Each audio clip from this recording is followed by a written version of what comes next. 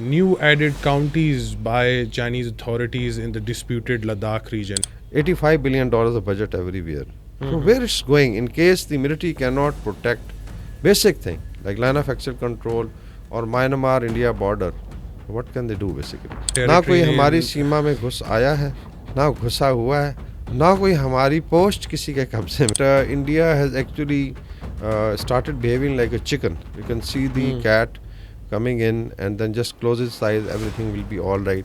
That there are 40 to 50,000 cookies who have come from Myanmar and you should send them back. And he said, I can't do it. So that is the total awqat, or I would say the worth of an Indian 3-star.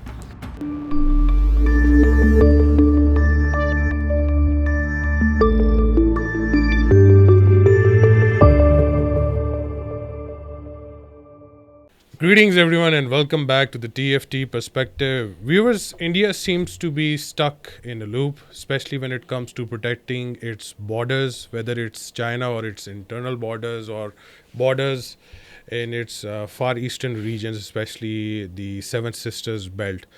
A news was circulating on social media as well as on mainstream Indian channels concerning the new added counties by Chinese authorities in the disputed Ladakh region. It has sent alarms across the Indian mainstream media as well as in the government sectors.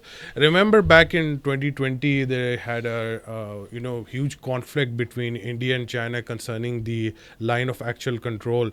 A lot of Chinese troops had incurred in Indian held regions inside Ladakh and had occupied different regions and territories. This escalated into further tensions, but according to Moody Bhaks as well as Indian media, things seem to have returned to normal.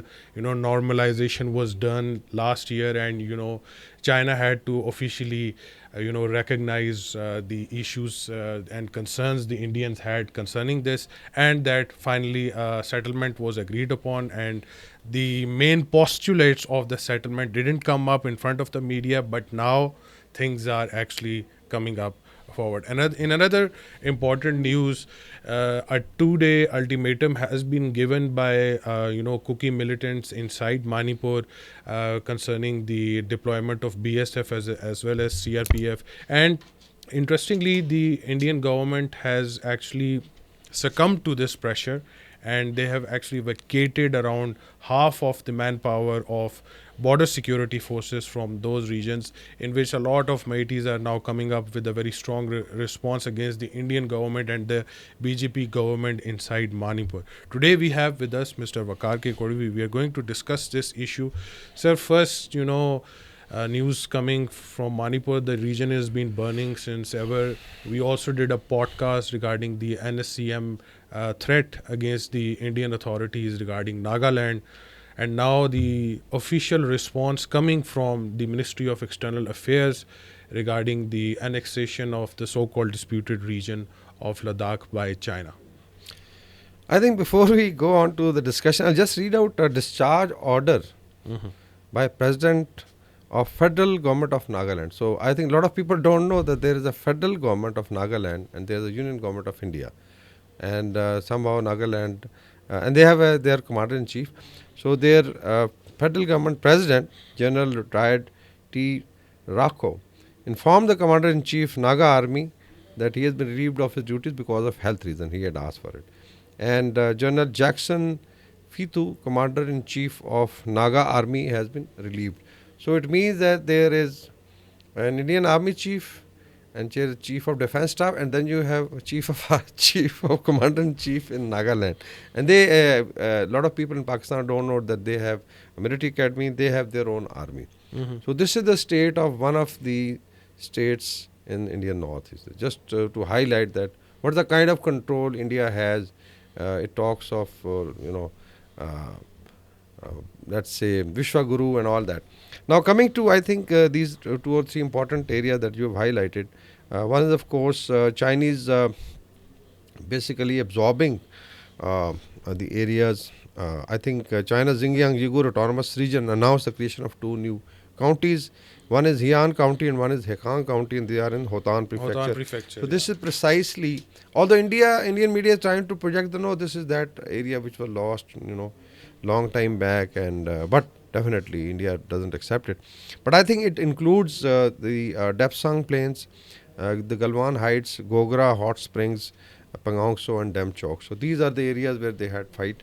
So it means that I think last year and December we had Ajit Doval rushing to China, and then there was a photograph displayed of Chinese Foreign Minister Ajit Doval shaking hand and smiling, and Indian media went, berserk that everything is settled. So this is the settlement that now China has basically absorbed the data, rightfully so. Now, if you look at the response, I think strategic. Let's go on to the line of actual control, which is the longest undemarcated border in the world, 3,500 kilometers long, has been that India has actually started behaving like a chicken. You can see the cat coming in and then just close its eyes, everything will be all right. A pigeon, I would say, not a chicken. A pigeon, yeah, yeah. So they these are from the Indian, analysts, that there is Islamic slicing done by China, which actually we feel that this is basically reclaiming of their territory. I'll not call it Islamic slicing because they have a huge claim on Arunachal Pradesh, which is known as South Tibet.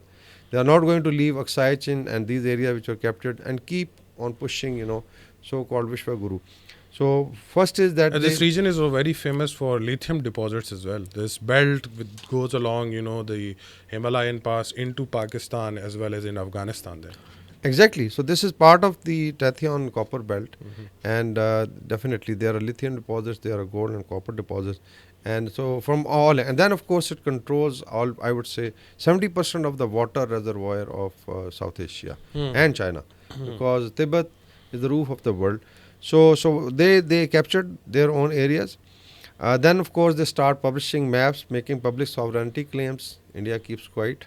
Then, of course, there is another phase is physical presence in established through personal deployments, road constructions, and you'll find the Indian media will keep, crying.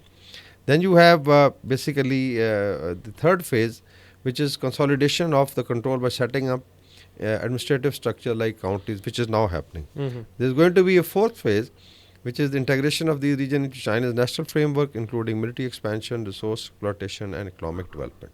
And then, of course, finally, China will declare that this is it, this is the new line, and now you can relax. So I think this has been Indian strategy. Sometimes people say that it is land for peace, but I feel that this is basically a passive strategy. They cannot take on a slightly stronger power. Unlike Pakistan, which would take on India, India doesn't have the stomach to do it. Now we come to, what is happening in the Indian Northeast. We mentioned Nagaland. Somehow the Indian mainstream media would, always push this news under the carpet so that people should not get perturbed that entire Northeast is actually out of control. But here we have Nagaland Supremo. I think we mentioned Thingaling Weaver last time said that, there's no compromise on sovereignty and the flag, and they can start a war. And today we have announcement that they have discharged their commander-in-chief. So people should know that there is a commander-in-chief in Nagaland and there is a president, despite Indian Union claim that they have. Now coming to Manipur, I think things are becoming very, very serious. Actually, if you look back 3 months, two things have happened. One was Lal Doma's statement from state of Tirupura, Mizoram. Yeah. And what he said in United States.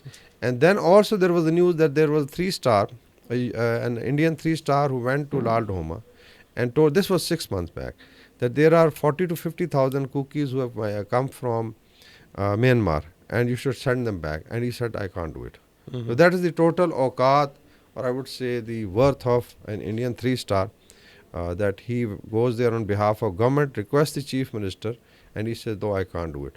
So it means that India has no control on border with Myanmar.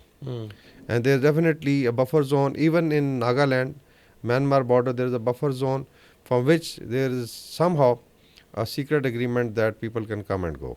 So you can't stop them because there are, I would say, Nagas living on that side.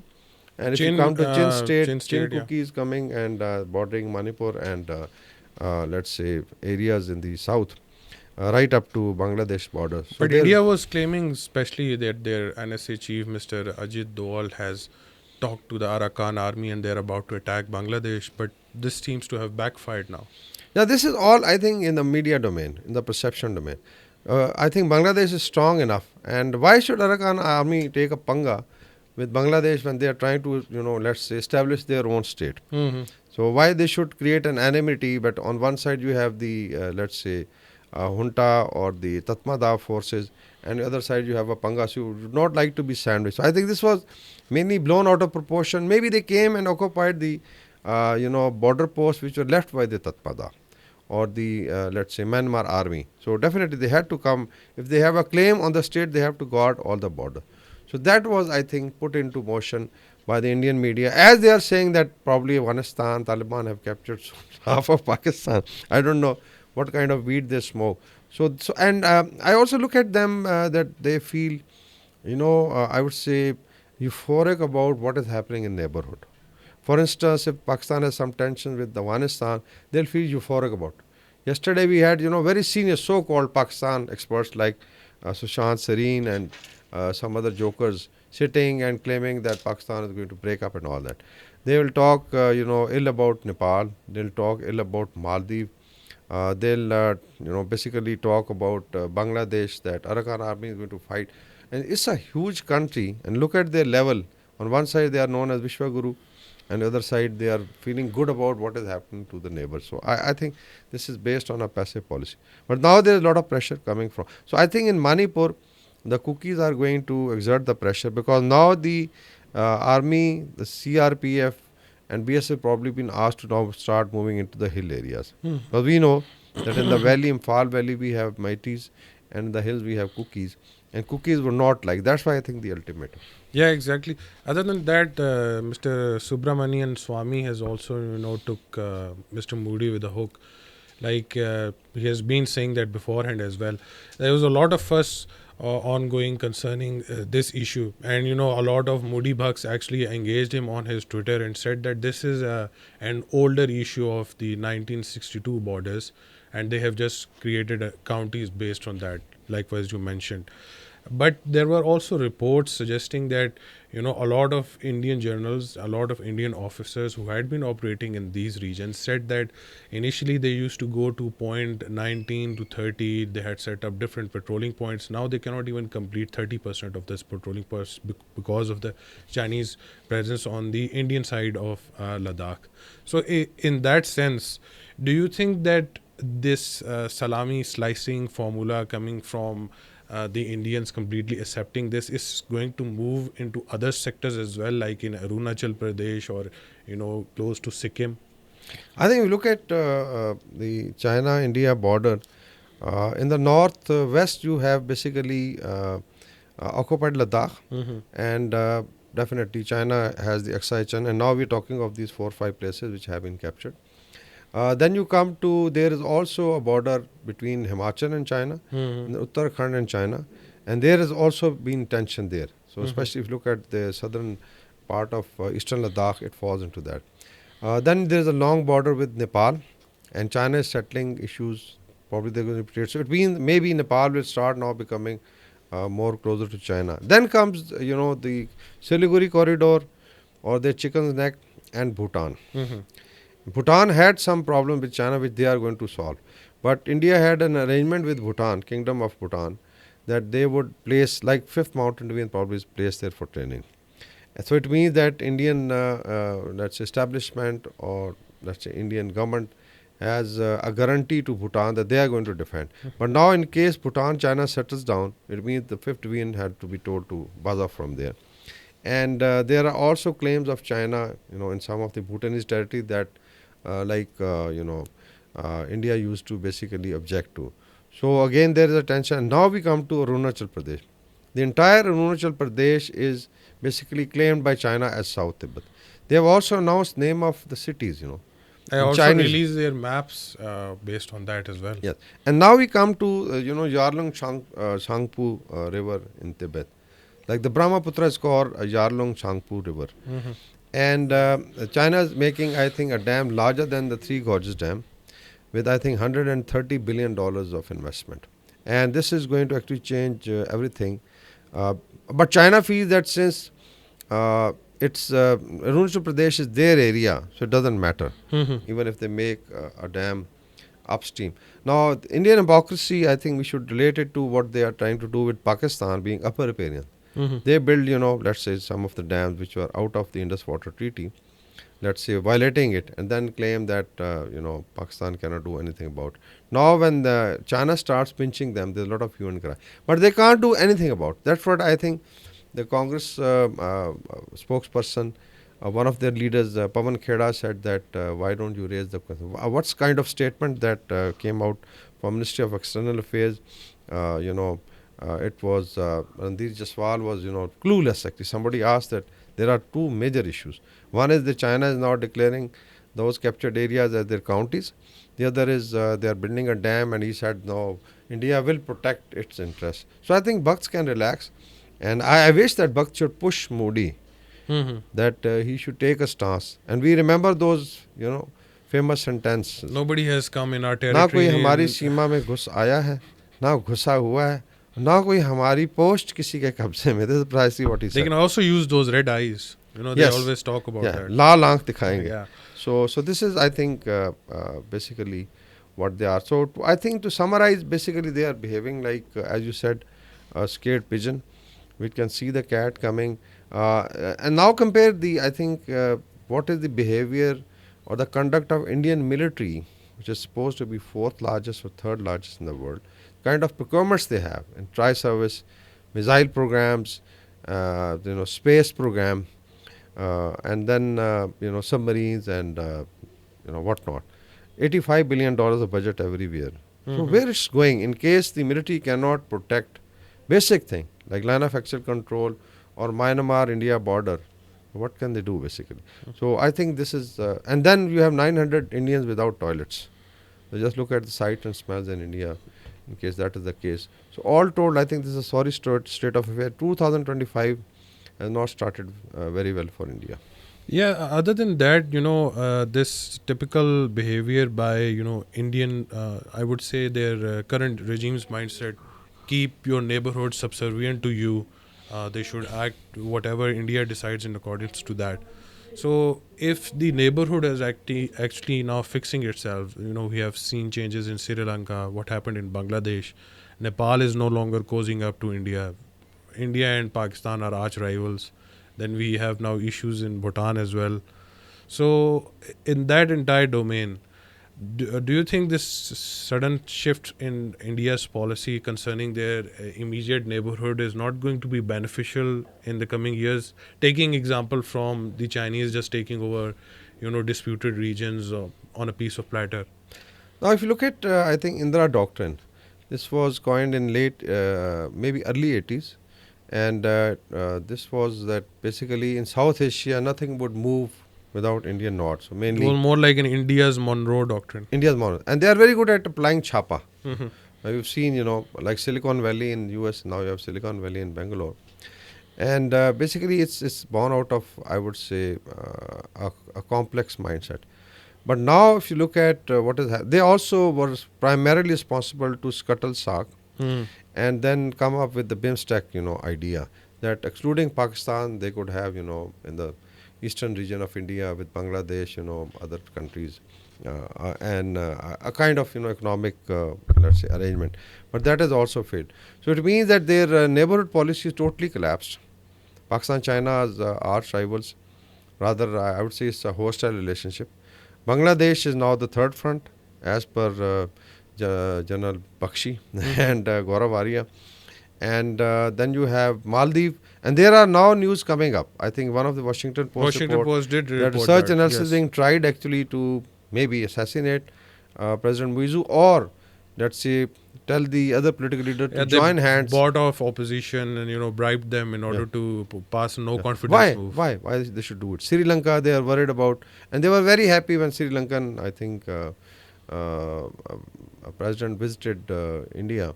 That now he's back. Basically, Sri Lanka, India has some relationship.